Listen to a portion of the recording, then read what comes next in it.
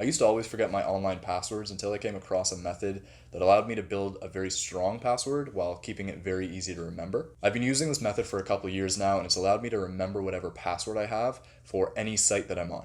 If you find yourself forgetting passwords quite a bit as well, let me show you a solution which will allow you to save a lot of time in the long run as well as a lot of frustration. Sites nowadays vary with their password requirements. Some sites require certain character lengths, other sites require certain symbols to be used, and a lot of sites nowadays just in general require both. That probably means that you have many different passwords, and therefore you have to remember all of those passwords for any given site that you're on. And if you don't remember the password that you use for any given site, that means that you probably have to hope that you still have the email that you used when creating the password in the first place so that you can reset it, which can be really frustrating. There are many ways that passwords have changed over the years. For example, two-factor authentication or more efficient options like unlocking your phone with your fingerprint. That only goes so far for most of us because eventually you're going to have to log into an account on an unrecognized device, or you're going to have to change your password for your email, your Instagram account because you noticed some sketchy behavior, or the device that you have two-factor authentication on breaks. A couple things to consider when making a password. The first is pretty obvious, it's for it to be secure. That means, as Norton and many other online security sites suggest,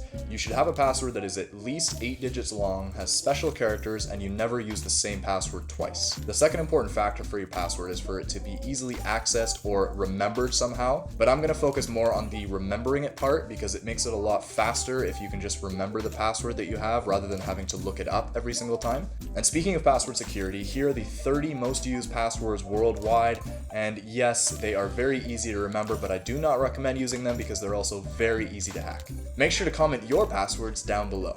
No, I'm just kidding. Stop. Don't do that. Seriously, don't do that. Now to get into the method. The method that I use is to have a base password that covers all the requirements of any site that you go on, like having special characters and so on, with a different variation for each different site that you log into, therefore giving you a unique password for every single site, but at the same time making one that is easily remembered based on a rule. Let me show you an example of how you can make one for clarification. Let's first choose a year that is important, something relevant for nowadays, let's say 2020. It could be a birthday, it could be an album that was released, but for the sake of this example, we're just going to use 2020. Now take those numbers and put 3 important abbreviations, 3 characters long. Now we're going to put them between the numbers with the middle letters capitalized. Of course, you could always have full names or words too that are longer than 3 characters, but again, for this example, we're going to use 3 character long abbreviations. Now we already have a password with the required character length for most sites. We have numbers, we have upper and lowercase characters, and all that is needed now are special characters. For this example, I'm going to put an exclamation point on either end of the password, and now it's complete.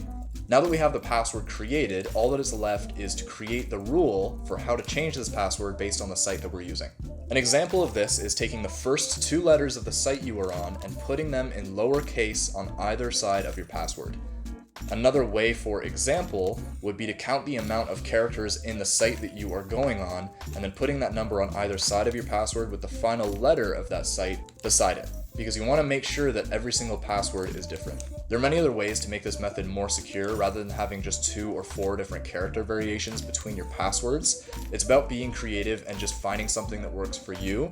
I would love to give you an example of how I do my passwords, but I'm not going to do that because I don't want to risk anyone hacking into my accounts ever again. Be aware that in order for this method to be as effective as possible for you, you have to make sure that you don't have to remember and guess what your password is on different sites, which means going to all the sites you currently have passwords on and changing them to this new method, which can take some time, but in the long run, it will save you a lot of headaches and overall just save time. Another thing that I do recommend about this strategy is to write down the rule that you're using. You can also write down the base password, but just make sure you keep that stuff safe. Don't keep it on your computer or anything.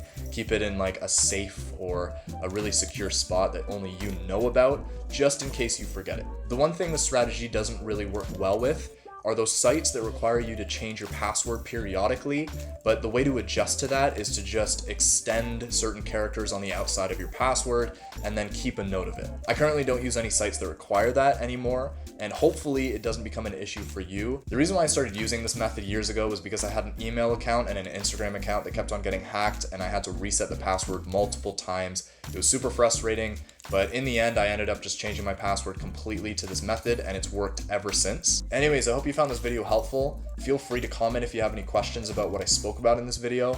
Also, make sure to follow me on LinkedIn as well as Instagram. The links are in the description down below. Please also consider giving this video a like and subscribing to this channel, because it tells the YouTube algorithm to push this video out to more people and just really helps out this channel. And as always, take care for now and stay practical. Yeah, your heart is a sun, and it shines as it opens. Well, your heart is a sun, and it shines as it opens.